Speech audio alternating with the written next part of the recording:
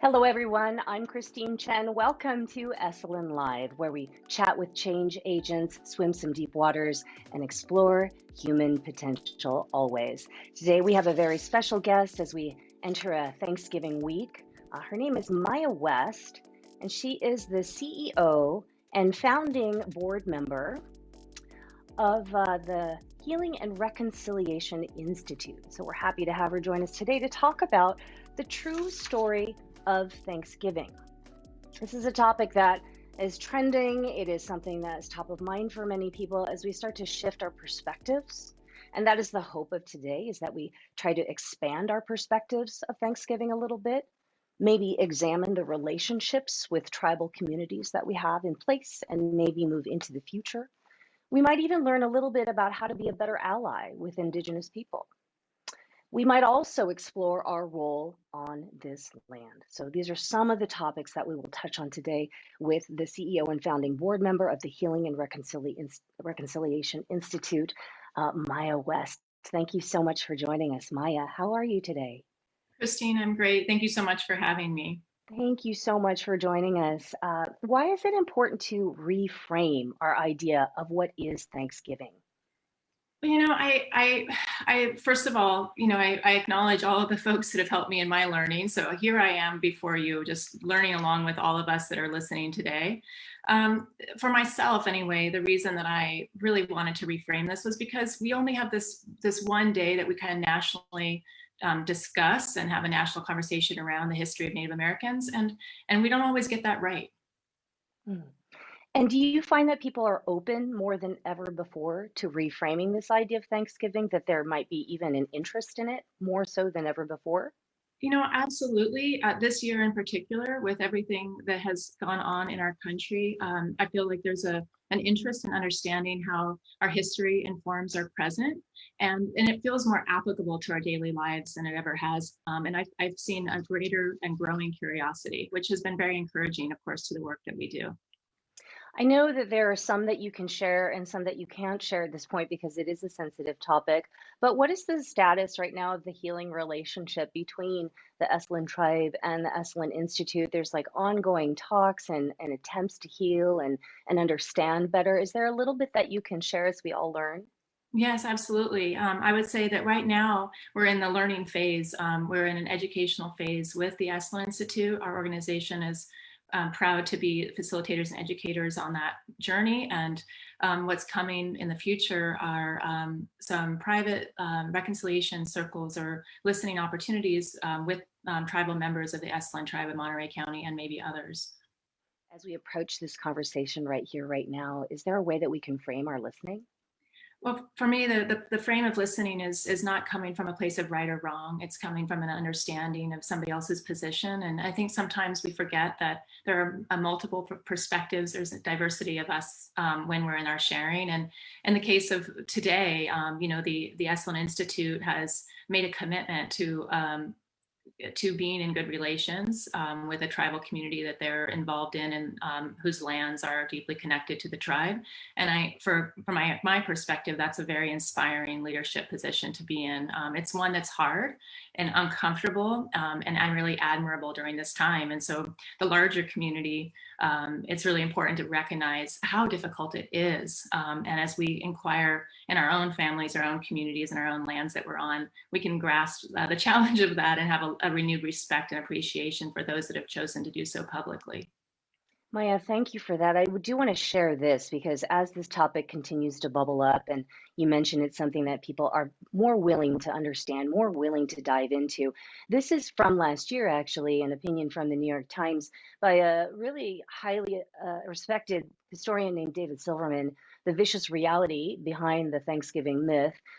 We've talked about this as well, that the image of what was Thanksgiving back then is in some eyes a myth. And as this starts to emerge toward the surface and more people talk about it, what is it that we can start to understand about the true story of Thanksgiving? That being said, the truth has lots of different perspectives, but what is one that gets not as much understanding, do you think?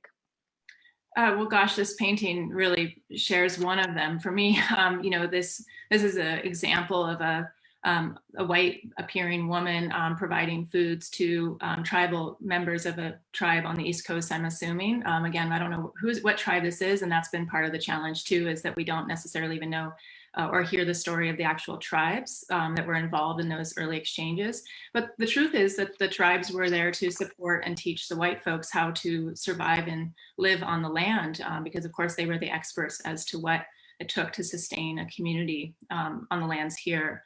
The other part of the challenge of this story is that it mischaracterizes what those relationships ended up being. You know, it's like the story of Sacagawea or Pocahontas. We have these like moments of a story where the tribal member helped the white folks, and then that person kind of departs stage left, and we don't get to hear what happened after. And what happened after was the severe loss of human life resulting from the diseases we brought, the lands that we took, and all the other challenges that came along with the colonization here in the United States. And I think the other myth, of course, is that you know, this holiday is, I understand, quite unique in the world, this day of giving thanks. But in the space of Indigenous traditions in many communities in the United States, Day of Thanks is every day. And it's so that this idea that we've kind of taken all of this ideas and put it into one day is hard too.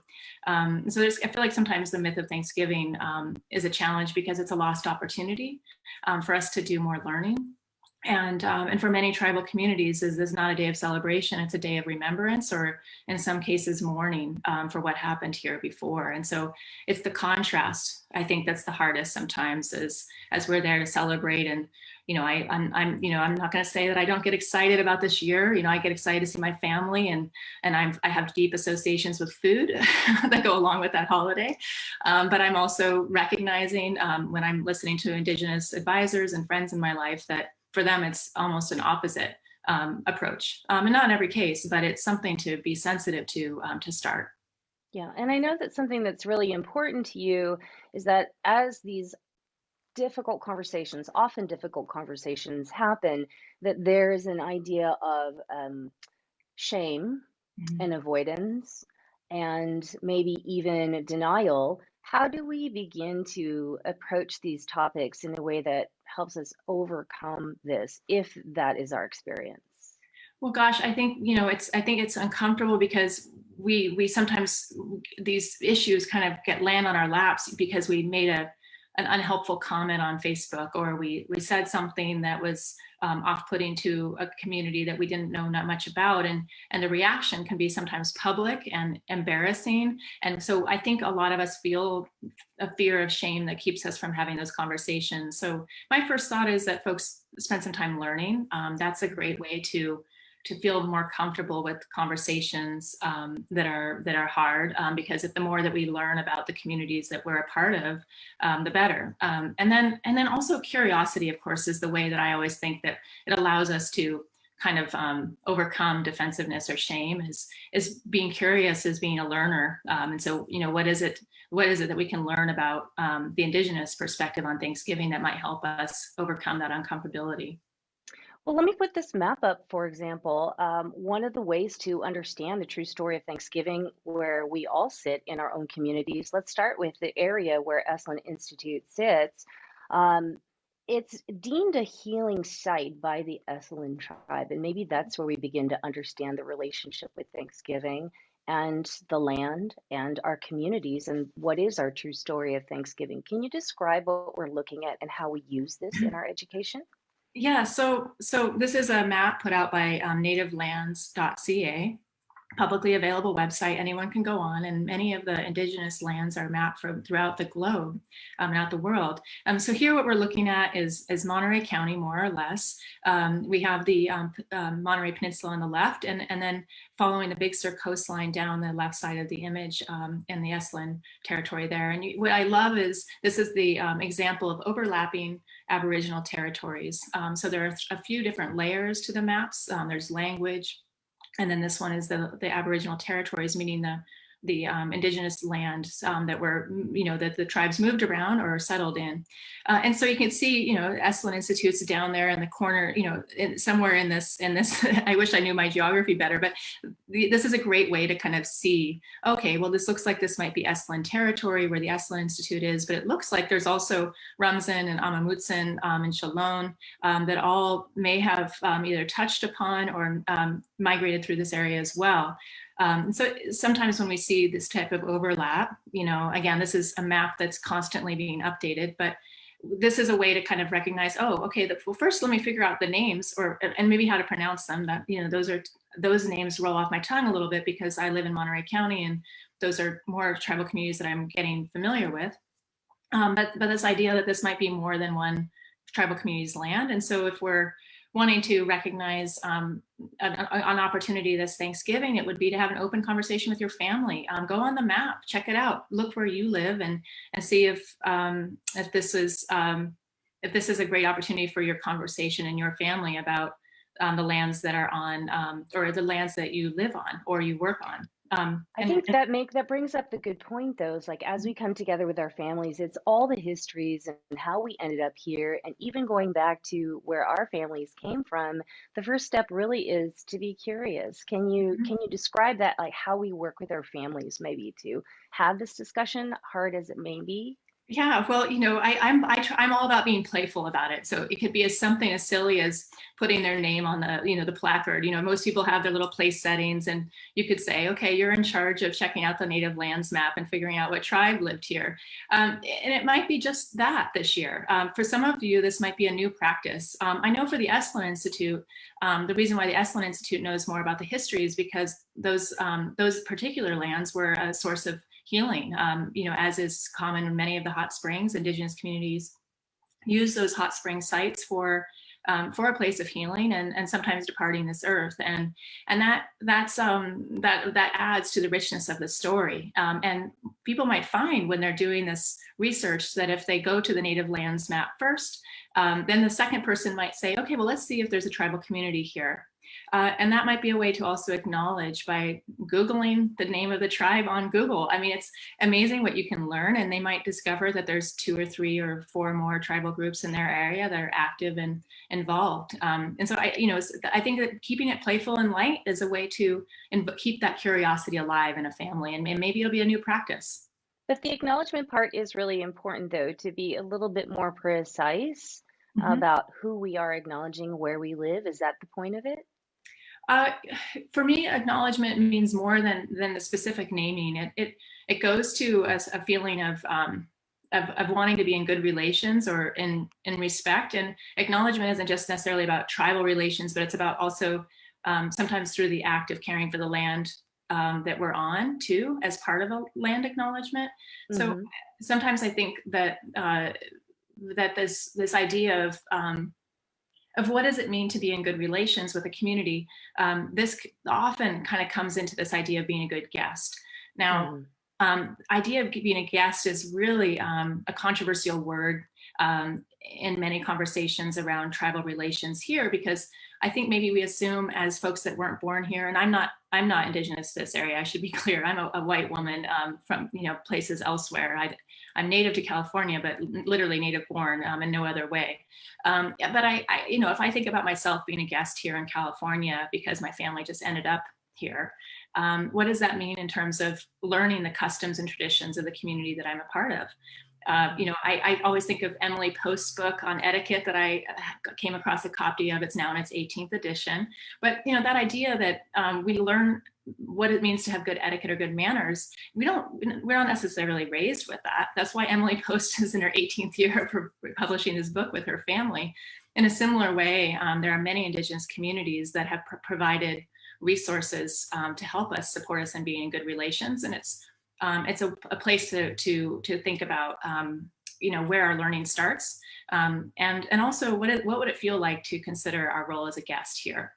And sometimes that'll allow a deeper way of looking at acknowledgements. Right. Maybe just the idea of like, how are we showing up and what are we contributing to the situation in this moment? The past happened, and we're still trying to understand that, but then moving forward, what can we do and how can we show up? Yes. Question from Evelyn Rocha. Acknowledgement is about being, or maybe this is just a comment, acknowledgement is about being in solidarity with First Nation people's struggles. Can you reflect on that a little bit, Evelyn's comment? Yeah, I mean, the idea of being solidarity for me, and I agree with the comment completely. It's about recognizing the value and the importance of being in good relationship with tribal members. And sometimes, I mean, this is truly about showing respect. So respect isn't tokenism. Respect isn't, I'm going to find some random Native American that I think is Native American on the street and ask them a bunch of questions. It's truly doing the research necessary to show how to be in good relations. And solidarity is an important aspect, which is at the basis of acknowledgement is really a belief and understanding that tribal communities have had so much taken from them from colonization, and what is it that we can do as individuals to make sure that our life includes the reality of the pain that they've gone through, and also what are the actions that we can take and commitments we can make to support them. Yeah, that brings us to this sort of third part of how we're showing up, how we can continue to learn, which is commitment. What does it mean? What does it look like to make a commitment to learning more, expanding our perspectives, trying to be a better ally, and understanding our role in this land? It's an ongoing process and a big process, but what does it look like to be committed to this? Well, I can share maybe just a little revealing kind of behind the curtains of me being here as looking the way I do and not being Indigenous area. So I was invited to come and speak, and I have a trusting relationship with tribal members in this community, and specifically the Esselen Tribe of Monterey County. And I most of the time I get it right, but sometimes I don't always do the best to be 100% great at my learnings. Right, like I'm just learning because this isn't my community and this isn't my land, and wasn't raised with those traditions. So in those conversations where I'm asked to speak, then I always go back to the elders and I go back to the leaders of a tribe and I say, hey, I'm going to speak about this. How does that sound to you? And so for me, the commitment is to continuing to admit that I might get it wrong, and then how am I going to keep learning in a way to keep growing as an individual. And for some folks, the commitment is also to learning your own lineage. Our work and part of the reason I'm here today is because I work with a lot of folks that are not Indigenous in service of our mission of our organization. And we have a lot to learn about our own lineage as a way to understand what it means to be in good relations or acknowledgement with tribes. Where did we come from? What was the history of colonization in our own families and whatever the part of the globe we came from, or multiple places, and what might that teach us about being a good guest or in good relations with tribal members today? It's certainly much more than saying that we came with a bunch of food on a boat and handed it over to tribal members and they were really happy about us being here. We know that that's not true. So let's do better. It's just like the etiquette book. We have plenty of stories of our history. What can we do to learn an Indigenous perspective? There's lots of resources available on the Indigenous histories of peoples of the United States. There's incredible handouts for first baby steps for new folks that are wanting to learn about this. And the idea is to make that commitment. So if you decide this year you want to do a land acknowledgement and a tribal acknowledgement for the area that you're having your family meal, then consider saying, you know what, we're going to do this every year. And not only that, between now and next Thanksgiving, we're gonna take it a little further, and we're going to do more in our learning as a family, and to ask everyone to show up for that learning. What was the advice that the tribal elders gave you for today and how to approach today's conversation? So my ability to continue to stay in an entrusted relationship with the tribe is about what's private and what's public. So what's public is that, first of all, the Esselen Tribe here wanted to share that the coastal communities of California had their own Thanksgiving practices. They had a multi-time per year gatherings, up to 5-8 times a year, where depending on what the harvest was, meaning the natural harvest of what comes out of the ocean and the lands, or from the animals, there was a ceremony or celebration and acknowledgement and a giving of thanks for that event. So an acorn season, which would be in the fall, that would be a Thanksgiving celebration here when that event occurred. Other times of year, huckleberries, that's the way that the Thanksgiving was given forward, which was giving thanks back to the land, back to the water, back to those the tree people, or to the other entities or ways of thinking about being in a family relationship with land and animals, and thinking about the ways that we want to give back for our thanks for what was received. And so that idea that Thanksgiving being every day is truly a practice of a reciprocal nature. And for some of us, we weren't taught that. And so there's an amazing lesson in Thanksgiving around that. Oh, and the tribe wanted to say that turkeys were not a part of it. That was an East Coast thing. Okay. So we do have turkeys on the West Coast. They're always around in our area in Carmel Valley, but that wasn't a part of a traditional Thanksgiving feast, so to speak, in the gatherings that were common in the coastal peoples here on the West Coast. But again, they very specifically wanted to make that point for the West Coast, yes? No turkeys. Okay. What do you hope that people take away from today's exploration here on Esselen Live? If there's one thing we could take away and one thing we could start to ask questions about, explore and make a commitment, what do you hope for that? The possibility of being taking the opportunity to be curious this Thanksgiving is not about doing the right thing or getting that gold star. It's about an opportunity for a greater understanding, which is actually quite healing. There's a reason why we have healing in the name of our nonprofit, and the reason why I've committed my life to this work is to being in good relations is very satisfying for our well-being. So especially right now when there is so much uncertainty and challenges in the world, this is also a very selfish thing that I do because I need it for my spirit. And I just invite all of you to take the opportunity to do your individual inquiry, because it matters. Every individual's inquiry matters right now, and it's all of us together collectively that make that difference. Maija West, the CEO and founding board member of the Healing and Reconciliation Institute. So grateful for your time today, and thank you so much for sharing from the tribal elders' perspective as well. We hope to continue the conversation and stay safe. Thank you, Christine, and thank you to the Esalen Institute family and everybody that's listening today. It's been a pleasure to get to be with you all, and thank you for your curiosity.